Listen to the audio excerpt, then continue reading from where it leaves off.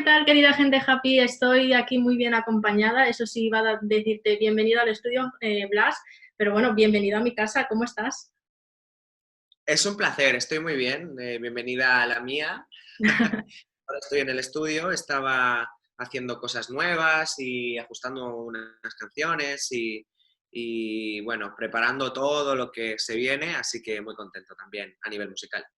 La última vez que nos vimos fue en el estudio, viniste a presentar Universo, pero ahora vienes con un nuevo proyecto que es un libro, nada más y nada menos, que es Historia de una estrella sin nombre. Yo quiero que me definas el libro. Para la gente que todavía no ha tenido la oportunidad de leerlo, ¿cómo lo definirías? Pues yo lo definiría como un libro en el que encontrarás a alguien vulnerable, eh, emocionado, que experimenta miedo y felicidad al mismo tiempo y sobre todo alguien que tuvo que esperar muchos años para que su estrella se le fuera reconocida eh, y es algo que creo que es importante, no todas brillan al mismo tiempo. Cuando ves a alguien que ya está en lo más alto y tú lo deseas y trabajas para que eso suceda, pero nunca pasa y tarda en pasar, en suceder, pues quiero que bueno, sepan que esta es mi historia. ¿Por qué ese nombre? Porque supongo que, bueno, o lo tenías claro desde el principio o tenías otras opciones. Porque me ha gustado mucho, la verdad. Gracias. Era algo que tenía en la cabeza por algo que me pasó desde hace muchos años eh, y por algo que mi madre me recordaba siempre, la estrellita que supo esperar. eh, Hay que saber esperar. Entonces quise ponerlo de título porque aunque sea largo, es sincero y es importante para mí. ¿Cómo ha sido ese proceso de creación? Porque no es fácil cuando vas a reflejar unos sentimientos, bueno, tú lo sabes, en una canción y además también en un libro. ¿Cómo ha sido ese proceso? Pues ha sido muy intenso, ha sido una búsqueda interior porque había cosas que ni siquiera me acordaba.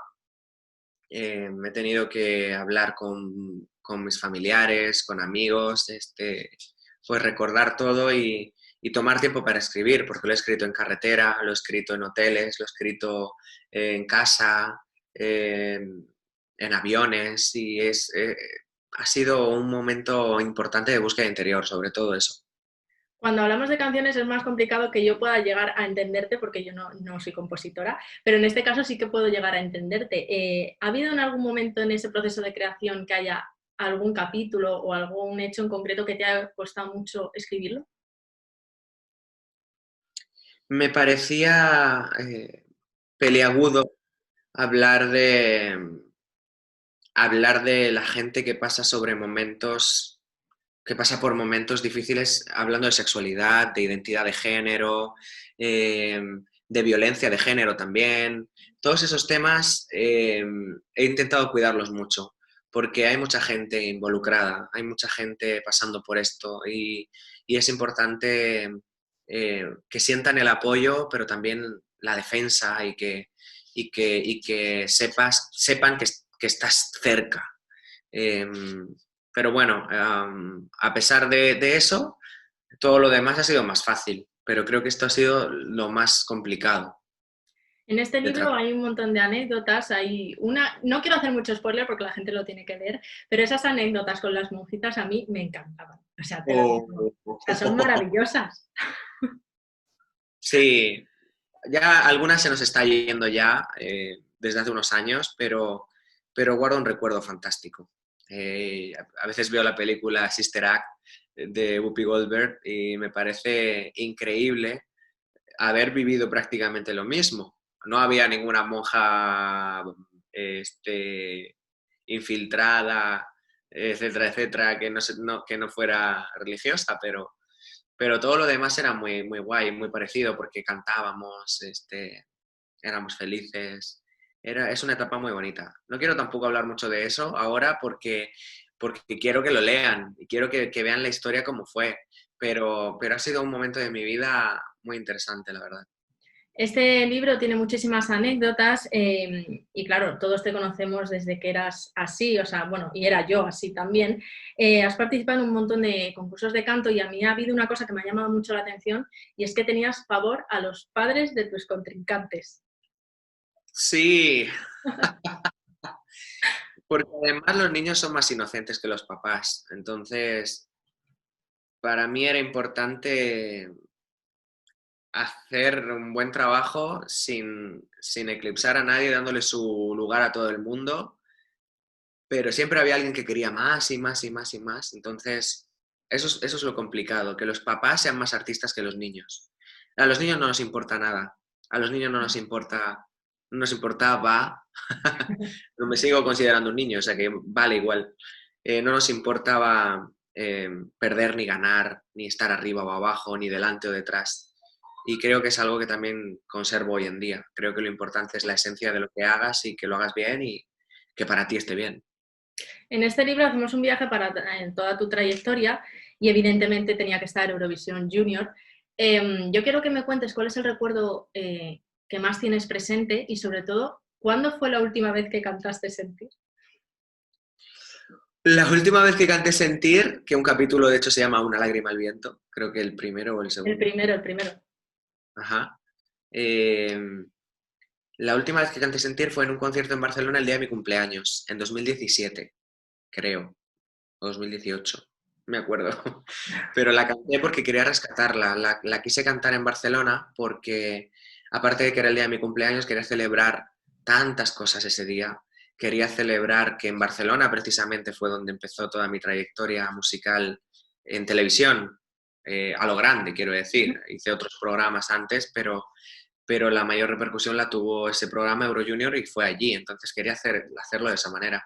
Y me gustó mucho cantarla. Y los recuerdos que más tengo son con Mirela, que luego ha hecho musicales como Peter Pan, El Rey León, ahora está haciendo otros proyectos de pop. eh, y a Lidia Fairén, que ha hecho Los Miserables, La Bella y la Bestia, Alba Gil, que ganó La Voz, María Isabel, que ahora está haciendo Tu cara me suena, y recuerdo a muchos otros que han permanecido más en el anonimato, como Lucía Estella de Zaragoza. Gente maravillosa, yo me llevo con todos, le hablo con casi todos. Y en esa época teníamos 11 o 12 años. Y lo sigo conservando. Es que ha sido una de las etapas más grandes de mi vida. O sea, yo creo que la más grande de mi vida. Qué guay, qué bonito. En este libro te abres en canal y una de las cosas de las que hablas es del final de Aurin, que es como algo que era como tabú, era como el gran misterio. No te quiero preguntar mucho más de eso, porque la gente tiene que leer el libro, sino tenías claro que querías hablar de eso y cómo lo querías hablar, porque sí que es verdad que siempre fue un misterio, nadie supo realmente cuál era el motivo exacto. ¿Te lo pensaste o tenías claro que tenías que hablar de eso? Lo tenía claro y por eso es lo primero que digo en el libro. Creo que para mí era importante defender algo en lo que me ha perseguido tanto, porque ser el primero que empieza un proyecto no es fácil. Ser el primero en el que todas las miradas están encima es muy complicado.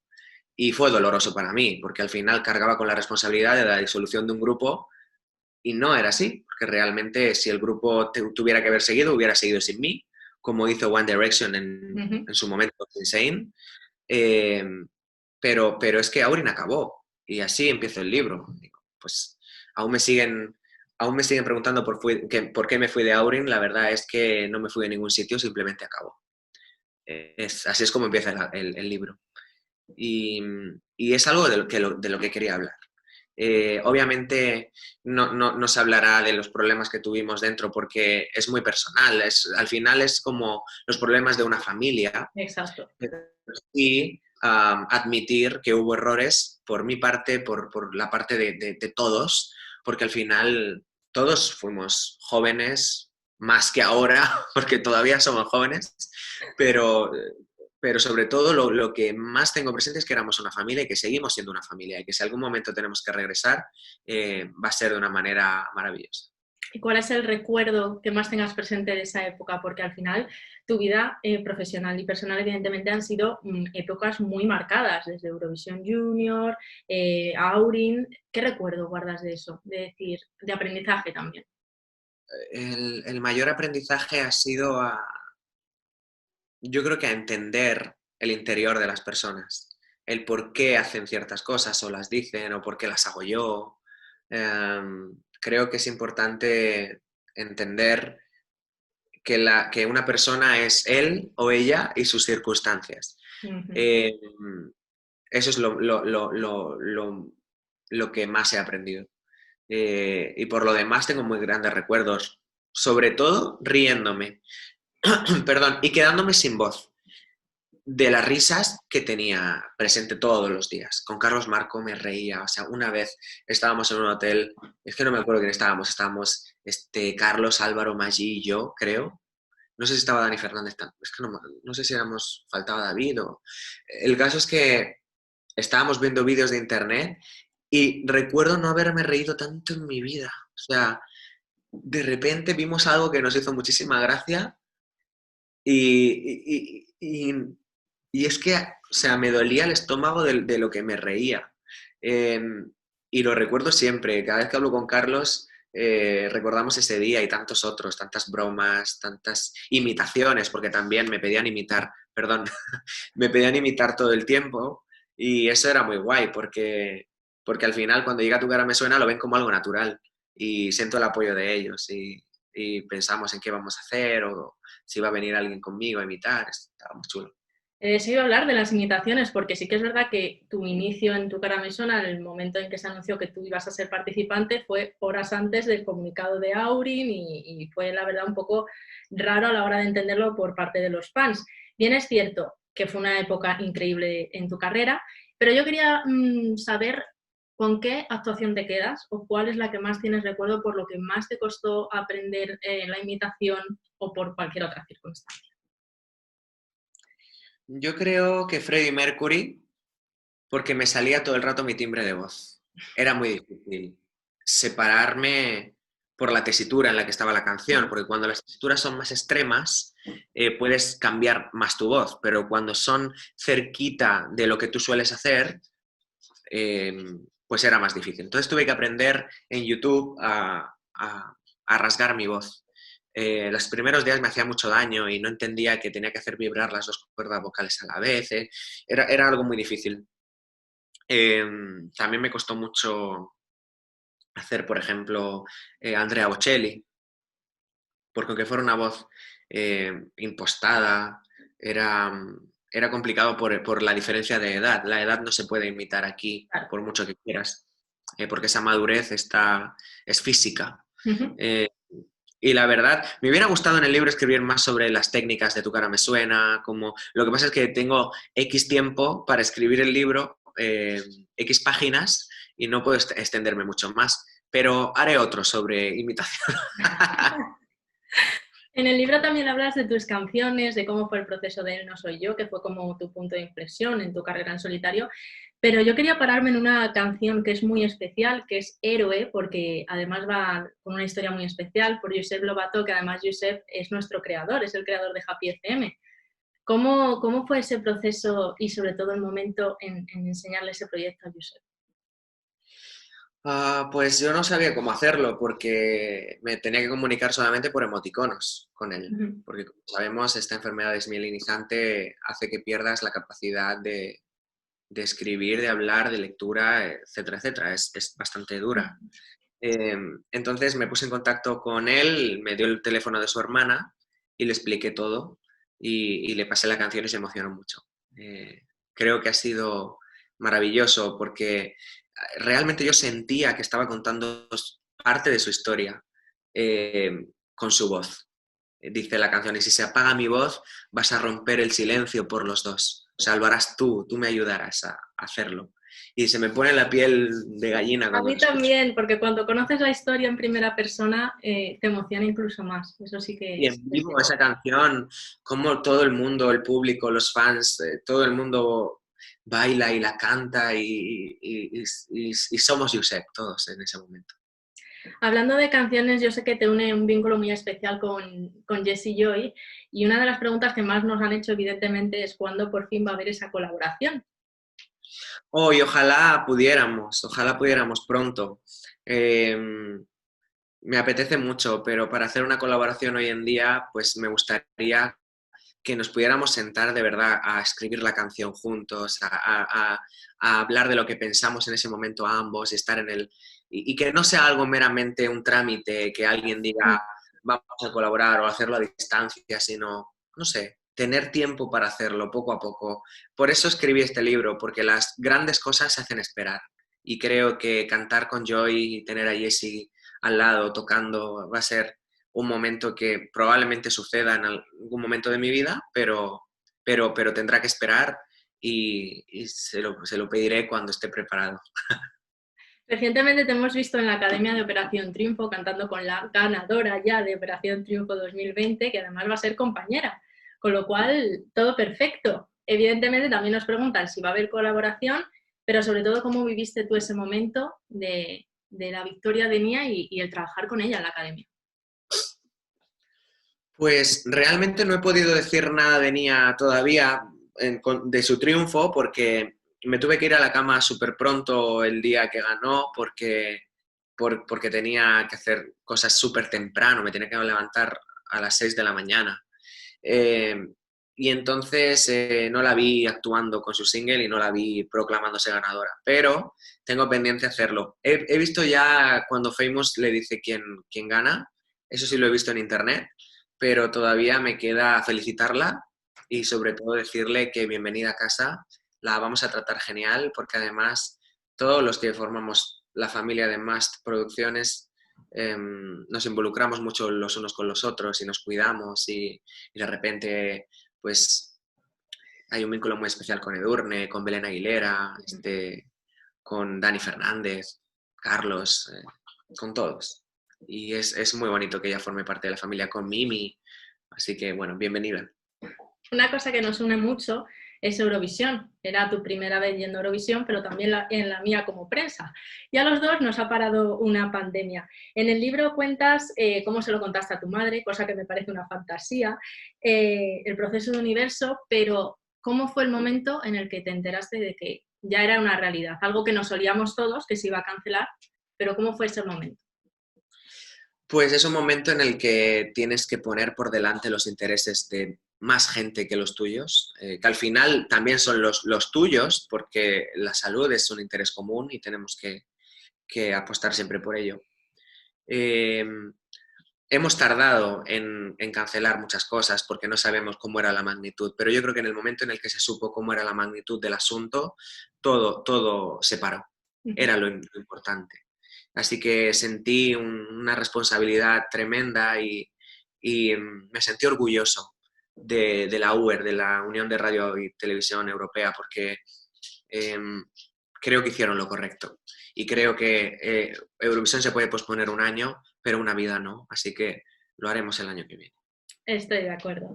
Sí, ¿estás en contacto con alguno de los representantes? Porque sí que es verdad que como tú, que vas a ir al año que viene, hay muchos que van a repetir. ¿Estás en contacto con alguno de ellos? Y sobre todo, ¿te lo pensaste el hecho de ir el año que viene? Pues me ha escrito Victoria. Queremos mantener el contacto todo este año eh, y espero poder hacer algo juntos. Ya lo había adelantado hace unos meses porque era una de las que más me gustaba de este año, por su energía, por su aura y realmente me parece bastante interesante poder unir nuestras voces. Quién sabe si suceda, pero me gustaría. También me gustaba mucho de Mamas. ¡Wow! ¡Guau! ¿Qué Maravilloso. lleva? Qué voces hacían? Qué energía? Creo que han sido una de mis favoritas también.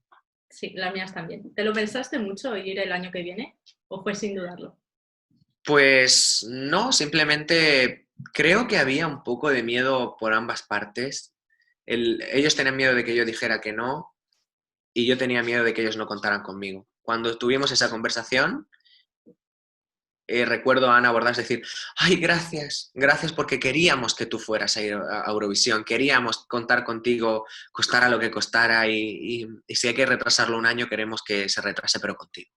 Así que se lo agradezco enormemente a ellas dos, a Ana y a Toñi Prieto, por darme la oportunidad de volver y de terminar lo que empezamos.